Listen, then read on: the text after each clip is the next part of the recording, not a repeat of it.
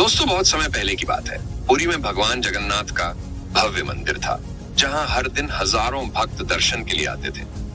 उन्हीं भक्तों में से एक गरीब और बूढ़ा भक्त था, जिसका नाम माधव था।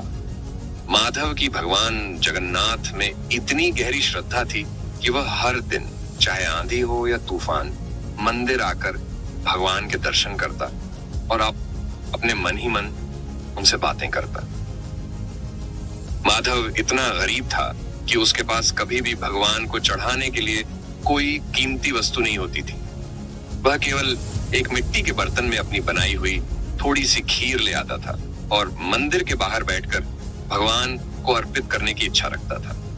वह जानता था कि उसे मंदिर के अंदर जाकर भोग लगाने की अनुमति नहीं मिलेगी, इसलिए वह बाहर ही बैठकर मन ही मन भगवान को अपनी खीर अर्पित करता और फिर उसे स्वयं प्रसाद के रूप में ग्रहण कर लेता। उसकी खीर बहुत साधारण होती थी, बस दूध, ये चावल और थोड़ी चीनी से बनी। एक दिन मंदिर के पुजारियों ने देखा कि भगवान जगन्नाथ की मूर्ति के होंठों पर खीर के कुछ दाने लगे हुए हैं। वे हैरान रह गए। मंदिर के सभी द्वार बंद थे और किसी को भी भोग लगाने की अनुमति नहीं थी। यह कैसे संभव हुआ? पुजारियों ने आपस में चर्चा की, लेकिन कोई समाधान नहीं मिला। अगले दिन भी यही हुआ। भगवान के होंठों पर खीर के दाने फिर से दिखाई दिए। पुजारियों ने इस रहस्य को जानने का निश्चय किया।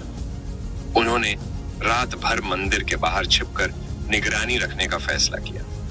दोस्तों, आधी रात के आसपास उन्होंने देखा कि बूढ़ा माधव एक मिट्टी के बर्तन में खीर लेकर आया है। वह मंदिर के बंद द्वार के सामने बैठ गया और आंखें बंद करके भगवान जगन्नाथ का नाम जपने लगा।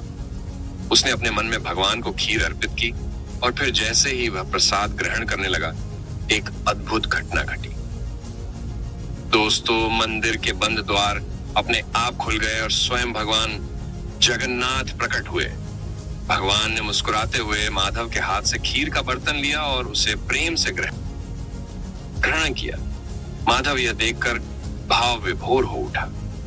उसकी आंखों से खुशी के आंसू बहने लगे। पुजारियों ने अपनी आंखों से यह चमत्कार देखा और वे समझ गए कि भगवान ने माधव की सच्ची और निस्वार्थ भक्ति को स्वीकार किया है। उन्होंने तुरंत माधव के चरणों में प्रणाम किया और उससे क्षमा मांगी कि उन्होंने कभी उसकी भक्ति को पहचाना नहीं था। दोस्तों, उस दिन के बाद से माधव को मंदिर में विशेष सम्मान मिला और उसकी खीर को भगवान के प्रिय भोगों में से एक माना जाने लगा। यह कथा हमें सिखाती है कि भगवान धन या आडंबर नहीं देखते, वे केवल हृदय की सच्ची श्रद्धा और प्रेम देखते हैं। दोस्तों, ऐसे ही सुंदर विचारों के लिए हमारे YouTube चैनल मन की गति को सब्सक्राइब कर लीजिए। तब तक मिलते हैं एक और सुंदर सी कहानी लेकर अगले वीडियो में। धन्यवाद।